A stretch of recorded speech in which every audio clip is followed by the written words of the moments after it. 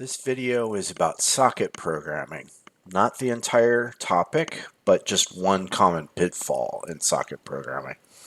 I've used Python to illustrate the points, but it is not a problem unique to Python. On the other hand, Python is a very discoverable language. You can frequently just go into a read, evaluate, print loop or REPL and dynamically explore how things work. And there's a tendency to see socket.send and socket.receive have a one-to-one correspondence, and for people to assume, aha, they must always have a one-to-one correspondence, but they do not. They frequently will be one-to-one, but they are not guaranteed to be one-to-one. This can lead to problems with programs that seem to work under testing or in normal usage, but under high load or over long network paths, have difficult to fix bugs. It's much better to do this right from the beginning than it is to take a program that was written with incorrect assumptions and correct them. Now, TCP, which is what we're talking to in this case with sockets, reserves the right to aggregate multiple smaller blocks into fewer larger blocks, or to split large blocks into a larger number of smaller blocks. And the reasons for this are primarily Nagle, which watches for lots of small packets and tries to hang on for a while before actually transmitting anything, to try to avoid overwhelming a network with lots of tiny packets. Instead, it aggregates them into a smaller number of larger packets. And there's also fragmentation, which can take a large block and split it into multiple smaller blocks. And this can be mitigated but not eliminated by enabling path MTU discovery. But if somebody, if some network path suddenly changes, which can happen mid-TCP conversation, then you can still end up with fragmentation. And a third cause is Unix and Linux signals, like SIGHUP or something like that. Now, this video presents 3 client-server pairs, so 6 toy programs. The first pair will illustrate the problem, and the second 2 pairs will talk about ways of dealing with the problem.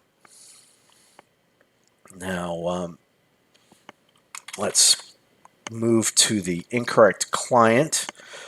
The program just grabs a socket, connects to localhost on a port, and then tries to send in 2 sends 6 bytes, 3 bytes each. Now those sends look like they're going to send ABC and then in a separate send DEF. However, it's entirely possible for the remote end to only receive A and then D. It's also entirely possible for the remote end to receive ABC, DEF in a single receive. And then, of course, we're socket closing at the end. There are other things that can happen too. Those are just examples. Now, moving on to the incorrect server. This is, again, grabbing a socket, binding, listening, accepting a connection. And then the important part for this video is the 2 receives. Now, in my testing, I mostly got from this 1024 max receive the byte string ABCDEF, and the second block always came up empty.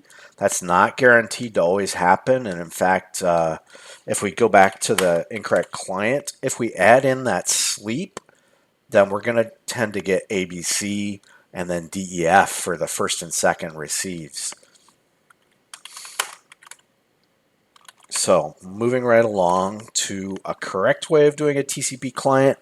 Here, instead of just socket.send, we're using a send function, which itself calls socket send within a while loop. And it's using that while loop to keep track of how much data has actually been sent, and if not all of it has been sent yet, then it continues attempting to write it.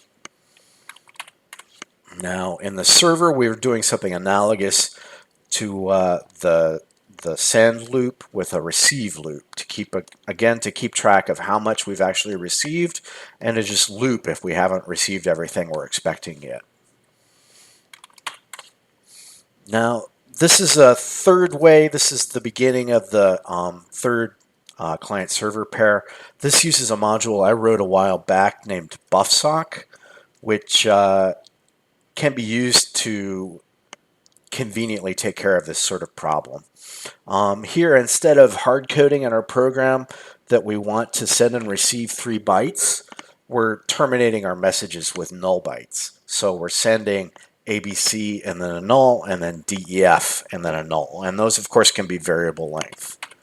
And then in the server, we're doing a read to and a null, and then another read to and then a null. And then we get back exactly what we're expecting, with the possible exception that there will be null bytes on the end of the byte strings that we read. Those can easily be stripped with rstrip, of course. But yeah, so that's it for now. I hope that helps someone.